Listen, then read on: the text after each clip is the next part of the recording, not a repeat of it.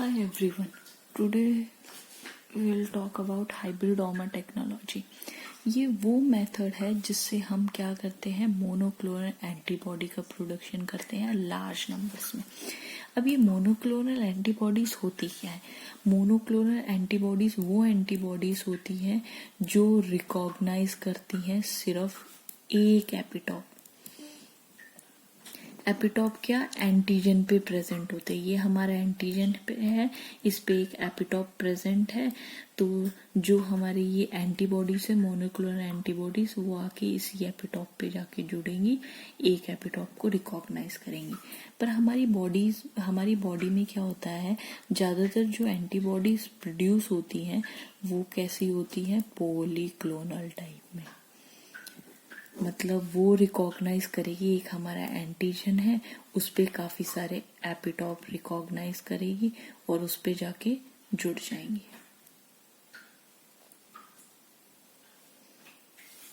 ये हमारे monoclonal antibodies. अब मोनोक्लोनल एंटीबॉडीज होती हैं वो ज्यादातर यूज क्यों? अब हम टेक्निक यूज कर रहे हैं, हम मेथड यूज कर रहे हैं कि हमें क्या चाहिए, मोनोक्लोनल एंटीबॉडी चाहिए।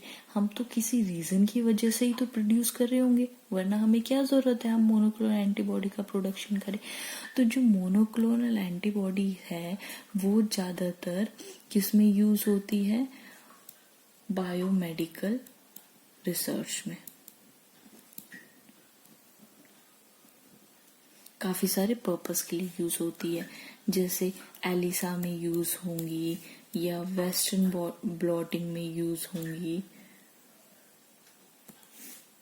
और क्रोमेटिन इम्यूनो प्रेसिपिटेशन में यूज होंगी। क्रोमेटिन इम्यूनो प्रेसिपिटेशन में यूज होंगी या इम्यूनोफ्लोरेसेंस में यूज होंगी।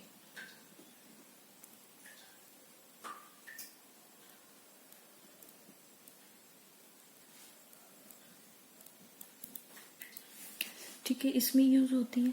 अब इनके अलावा इसका क्या होता है, मेडिकेशंस में भी यूज होती है, मेडिसिन्स बनाने में यूज होती है।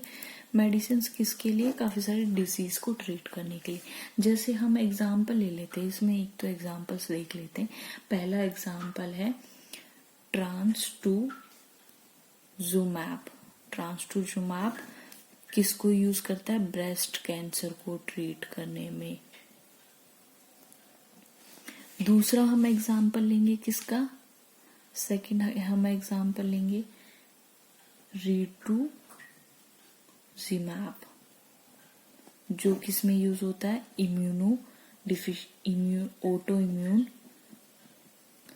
ऑटो इम्यून डिसीज को ट्रीट करने में और कैंसर्स को ट्रीट करने में। ये हो गया हमारा कि हमने ये जो मोनोक्लोनल एंटीबॉडीज है वो हमें क्यों चाहिए। अब हमें देखना है कि एक्चुअली वो कैसे जनरेट होती हैं। हमें मोनोक्लोनल एंटीबॉडीज तो एंटीबॉडी चाहिए, अब हमें देखना है कि हम उसको कैसे जनरेट करते, कैसे प्रोड्यूस करते। तो उसके लिए सबसे पहले हमें क्या चाहिए? सबसे पहले फर्स्ट स्टेप तो हमारा होगा, हमें जो एंटीजन है जिसके अगेंस्ट हमें क्या चाहिए? एंटीबॉडी चाहिए। उस एंटीजन को रिकॉम्बिनेंट डीएनए टेक्निक द्वारा, रिकॉम्बिनेंट डीएनए टेक्निक से हम प्रोड्यूस करेंगे। और फिर उसके बाद अब हमने ये एंटीजन हमें मिल गया जिसके अगेंस्ट हमें क्या चाहिए, ये हमारा एंटीजन है, इसके अगेंस्ट हमें क्या चाहिए? एंटीबॉडी चाहिए। तब उसके लिए हमें कोई व्हीकल या कैरियर के लिए तो कोई चाहिए हमें जो इस एंटीजन के अगेंस्ट वो सेल्स प्रोड्यूस करे जो एंटीबॉडीज बनाए इस एंटीजन के अगेंस्ट। तो एज अ व्हीकल हम क्या यूज करते हैं? या तो माउस, या मोस्टली एक्सपेरिमेंट्स में हम रैबिट्स का यूज करते हैं। तो यहाँ हम माउस को लेंगे एज अ व्हीकल। अब माउस में क्या हुआ, हमने क्या किया? इंजेक्ट कर दिया, इंजेक्शन लिया और हमने इंट्रा पेरिटोनियली हमने क्या किया, इंजेक्ट कर दिया हमारा जो एंटीजन जिसके अगेंस्ट हमें एंटीबॉडी चाहिए। इंट्रापेरिटोनियली मतलब पेरिटोनियम कैविटी में, एब्डोमिनल जो कैविटी होती है जो इनक्लोज करके रखती है हमारा स्टमक और इंटेस्टाइन को। तो हमने इंजेक्ट कर दिया। अब इंजेक्ट कर दिया, इस प्रोसेस को क्या कहते हैं, इम्यूनाइजेशन ऑफ माउस। हमने उसको एंटीजन इंजेक्ट कर दिया। अब एंटीजन इंजेक्ट कर दिया तब उसके अगेंस्ट उसकी बॉडी तो रिस्पॉन्स करेगी ना, उसकी बॉडी रिस्पॉन्स करेगी। तो हमें ये पता है कि जो ये एंटीजन है ये ब्लड बॉर्न एंटीजन है, तो ये क्या करेगा, सेल्स बनाएगा, बी सेल्स प्रोड्यूस करेंगे स्प्लीन में। स्प्लीन में बी सेल्स आ गए। अब तो हम क्या करेंगे, कुछ टाइम बाद जो बी सेल्स है हम उसको क्या कर लेंगे, एक्सट्रैक्ट करेंगे और उसका क्या करवाएंगे, हम कल्चर कराएंगे। कल्चर कर दिया। अब कल्चर करने के बाद हम क्या सोच रहे हैं कि हमें एंटीबॉडी मिल गई। यहाँ पर चलो मान लिया ठीक है, बी सेल्स मिल गए, हाँ वो क्या बना रहे, एंटीबॉडी बना रहे, ये हमने इसका कल्चर करा दिया, हमें एंटीबॉडी मिल गई। पर यहाँ पर सबसे बड़ी प्रॉब्लम क्या है, प्रॉब्लम ये है कि जो ये हमारे बी सेल्स है ना, ये कल्चर सिचुएशन में ज्यादा टाइम तक सरवाइव नहीं कर पाएंगे।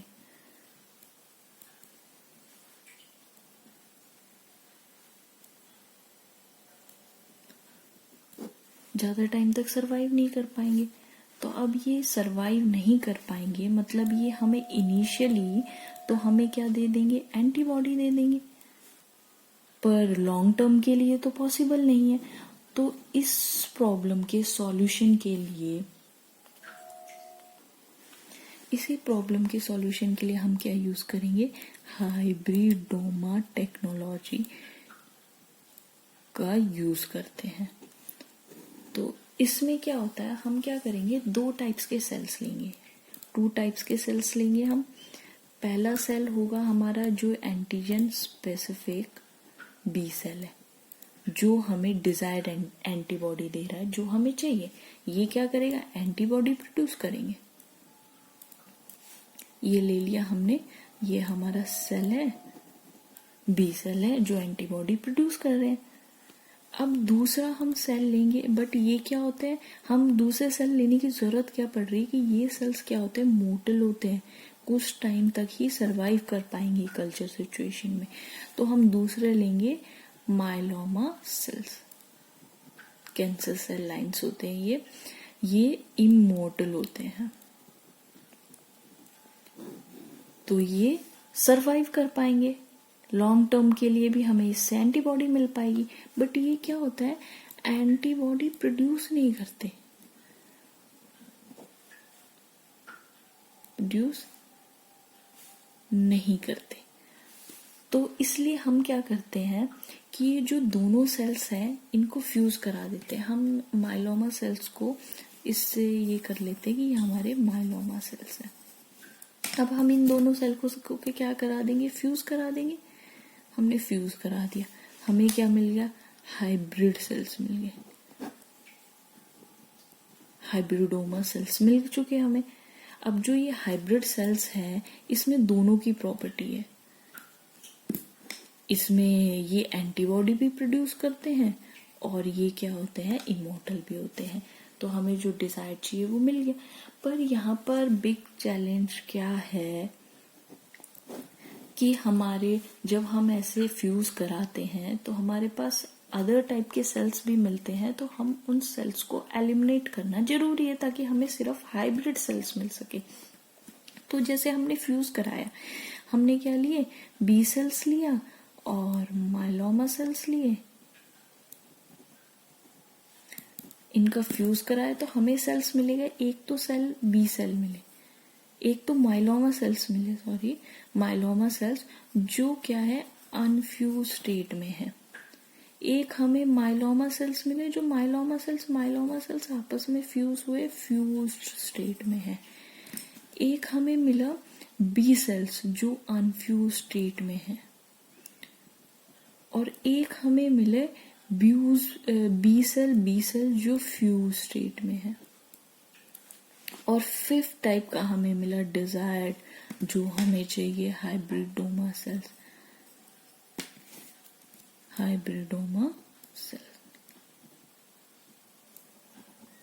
अब हमें क्या करना है, ये 4 टाइप्स के सेल्स का एलिमिनेशन करना है। तो उसके लिए हम सिलेक्शन प्रोसीजर अपनाएंगे।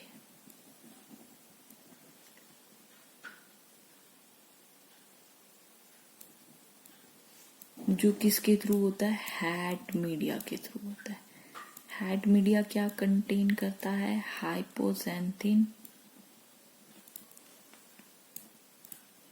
एमिनोप्टेरिन एंड थायमिडिन।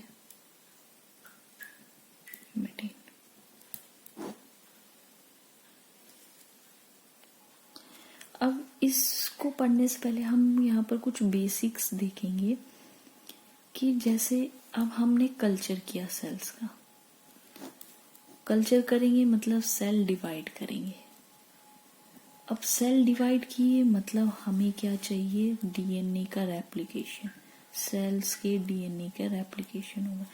अब डीएनए रेप्लिकेशन को क्या चाहिए, सेल्स को काफी नंबर में न्यूक्लियोटाइड्स चाहिए, मतलब न्यूक्लियोटाइड्स का सिंथेसिस होगा, यही होगा। अब न्यूक्लियोटाइड के सिंथेसिस के लिए 2 पाथवे अपनाता है सेल। क्या यूज करेगा, 2 पाथवे यूज करेगा। पहला पाथवे होता है डी नोवो पाथवे, और सेकंड पाथवे होगा हमारा सैल्वेज पाथवे। अब हमने यहाँ पर देखा कि सेल क्या लेगा, 2 पाथवे यूज करेगा, डी नोवो पाथवे और सैल्वेज पाथवे न्यूक्लियोटाइड के सिंथेसिस के लिए। अब यहाँ पर हम सबसे पहले बात करेंगे डी नोवो पाथवे की। इसमें क्या करता है, जो सेल्स के जितने भी इंग्रेडिएंट्स प्रेजेंट होते हैं ना, उनको यूज करेगा। जैसे एक्टिवेटेड राइबोस हुआ, एमिनो एसिड हुआ, एटीपी हुआ, CO2 हुआ, उनको यूज करके क्या करेगा, न्यूक्लियोटाइड का सिंथेसिस करेगा।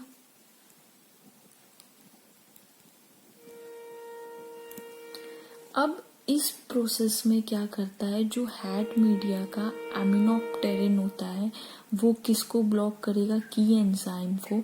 कौन सी एंजाइम को, डाई हाइड्रो फोलेट एंजाइम। एमिनोप्टेरिन किसको ब्लॉक करेगा, डाई हाइड्रोफोलेट एंजाइम को। तो ये हमारे ये वाला पाथवे है, ये नहीं हो पाएगा, तो ऑटोमेटिकली जो हमारा सेल है वो किस पे डिपेंड करेगा, सैल्वेज पाथवे पे। इसमें क्या होता है, जो सेल के ब्रोकन न्यूक्लियोटाइड होता है ना, उसको यूज करके नया न्यूक्लियोटाइड का सिंथेसिस करता है। इसमें 3 की कंपाउंड्स है। फर्स्ट हाइपोजेंथिन यूज होगा, सेकंड थायमिडिन यूज होगा, और थर्ड हमारा HGPRT एंजाइम यूज होगा। HGPRT एंजाइम इसमें होता है हाइपोजेंथिन, ग्वेनिन, फोस्फो राइबोसाइल ट्रांसफरेज। ये एंजाइम क्या होती है, प्रेजेंट होती है बी सेल्स में। बी सेल्स क्या होते हैं, HGPRT पॉजिटिव होते हैं। पर हमारे जो माइलोमा सेल्स होते हैं, माइलोमा सेल्स जो होते हैं वो क्या होते हैं, HGPRT नेगेटिव होते हैं। अब ये हमने देख लिया, मतलब इसमें जो HGPRT पॉजिटिव है वो तो सरवाइव करेंगे और जो नेगेटिव है वो सरवाइव नहीं करेंगे, वो नॉट सरवाइव, डाई हो जाएंगे। तो अब हमने देखा कि हमारे जो 4 टाइप के सेल्स है उसमें 2 सेल्स तो ऑटोमेटिकली एलिमिनेट हो गए। कौन कौन से सेल?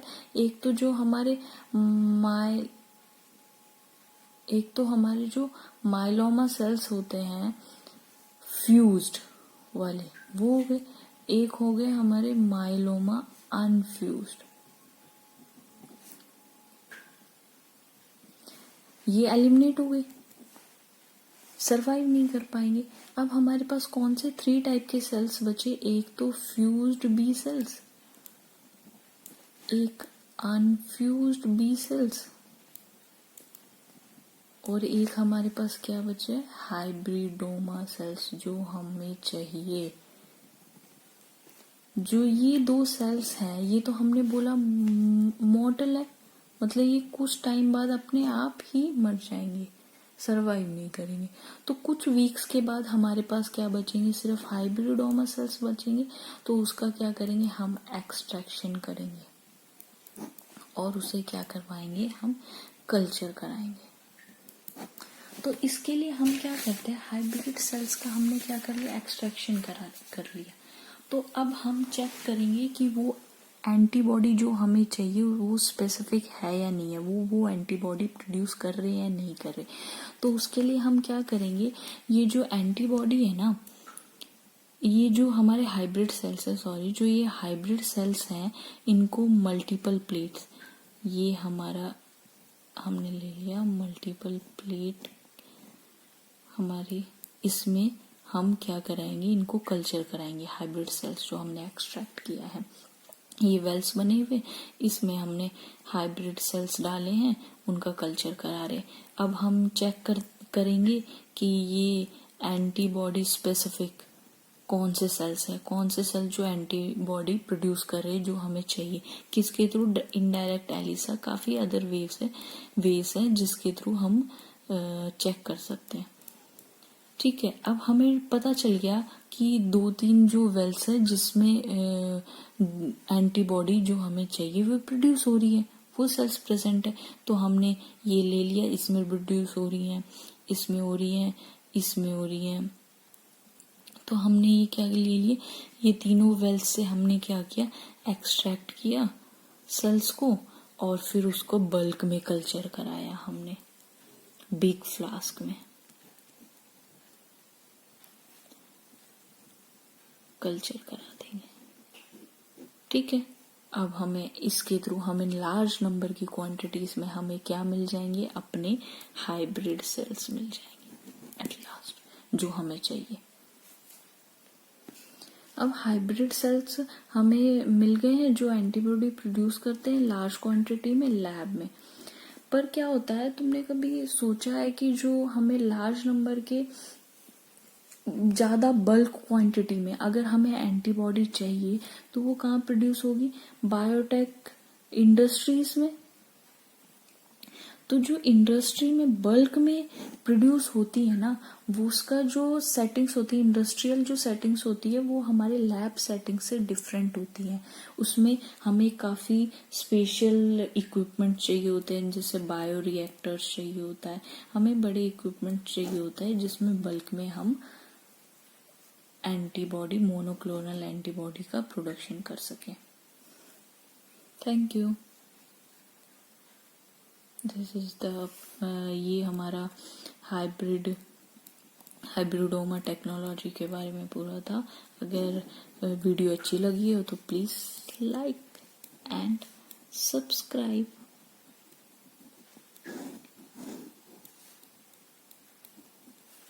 Thank you.